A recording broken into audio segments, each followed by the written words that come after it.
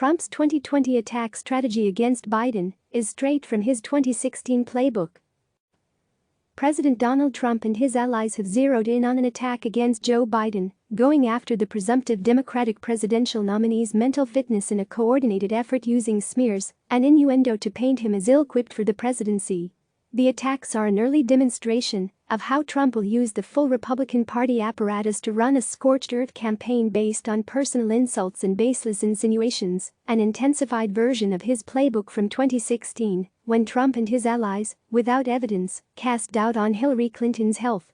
They have become a daily occurrence from Trump's campaign, aides and Republican allies across every medium possible, on social media, in campaign email blasts and videos, and on Trump-aligned media organizations like Fox News. Trump for months has questioned the mental acuity of the opponent he calls Sleepy Joe. Trump last week referred to Biden as a sleepy guy in a basement of a house, and he has repeatedly suggested that Biden did not personally write statements issued by his campaign criticizing Trump's handling of the coronavirus pandemic. But his campaign and the Republican National Committee have increasingly focused its attacks on Biden's propensity for on-camera verbal stumbles in recent weeks, as it seeks to define Biden after he emerged victorious from the Democratic primary. One example came earlier this month, when Trump's campaign released an advertisement comparing Biden and Vermont Senator Bernie Sanders, which closed with the line, "At least Bernie remembers his positions." Visit CNN's Elections Center for full coverage of the 2020 race. Biden's advisors and Democratic allies point out that Trump is guilty of many of the same verbal tics he is attacking Biden over, and frequently lies and embraces conspiracy theories, with one advisor pointing to Trump's suggestion at a White House briefing that ingesting disinfectant could possibly be used to treat people who have coronavirus. Trump later falsely said he was being sarcastic. The attacks from Trump and his allies weaponize Biden's tendency to stumble over words, use the wrong word, or interrupt himself in the middle of long answers by saying, "anyway," and changing course. To supporters of a former vice president who in December 2018 called himself a gaffe machine, those long-time verbal tics have always been part of Biden's public persona. They are made even more forgivable to his supporters by Biden's openness about overcoming a stutter. Aside from occasional jousts among aides on Twitter, Biden's campaign has largely ignored the Trump campaign's attacks. Biden world's view is that the political and media landscape has shifted since 2016, when every Trump attack on a rival was treated as novel and took command of the campaign narrative on social media and cable news. His advisors pointed to Trump's failed efforts to steer the political conversation in the 2017 Virginia governor's race, when he and his GOP allies warned of the MS-13 gang, as well as the 2018 midterms, when Trump's message focused on caravans of refugees approaching the US-Mexico border. The misapprehension that whatever Trump wants to talk about is inherently effective and that he gets to act as the media's at-large assignment editor has been put to bed, a Biden advisor said.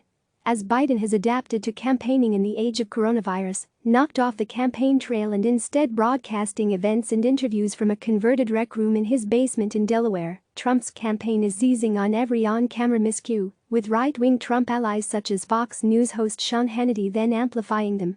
His sharpness, or lack thereof, is on display every day, every time he talks, Trump campaign spokesman Tim Murtaugh told CNN in response to questions about the strategy. His inability to keep a train of thought going is apparent. Biden often looks down at his notes, which Trump's allies have mischaracterized as Biden falling asleep.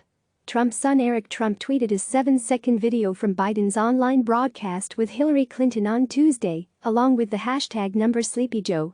Robbie Mook, Hillary Clinton's 2016 campaign manager, said Trump always projects his greatest weakness on his opponent in an attempt to deflect criticism from himself. What is very clear is the White House thinks his presidency will be judged on how competently he is managing coronavirus, so it makes perfect sense that he is now trying to accuse his opponent of incompetence, which is absurd. The attacks are similar to how Trump's campaign went after Clinton in 2016, Mook noted. Trump and his campaign often cast the former Secretary of State as sick or unwell, a strategy that was further elevated after Clinton stumbled after a September 11 event in New York due to undisclosed pneumonia. "I just see a pattern consistently from 2016 all the way through now, which is, he tries to project his biggest problems onto his opponents, so he gives the media a false equivalence to try to muddy the water," Mook said.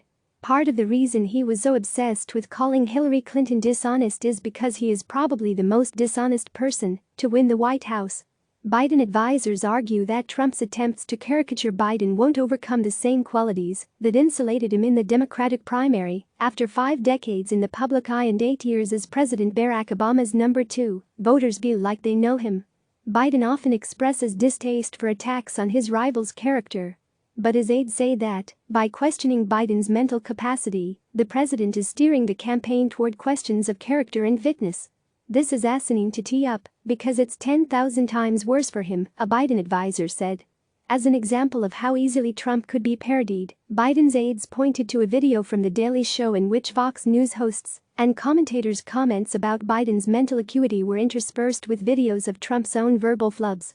Biden spokesman Andrew Bates tweeted The Daily Show's video, which has been viewed 3.6 million times on Twitter, on March 25, in response to Trump spokesman Matt Wooking tweeting, "When is the last time Joe Biden was lucid?" Prompting voters to evaluate candidates' mental states is a catastrophic proposition for Donald Trump, so we're never going to discourage him from going there, Bates said. Click subscribe to receive the latest news.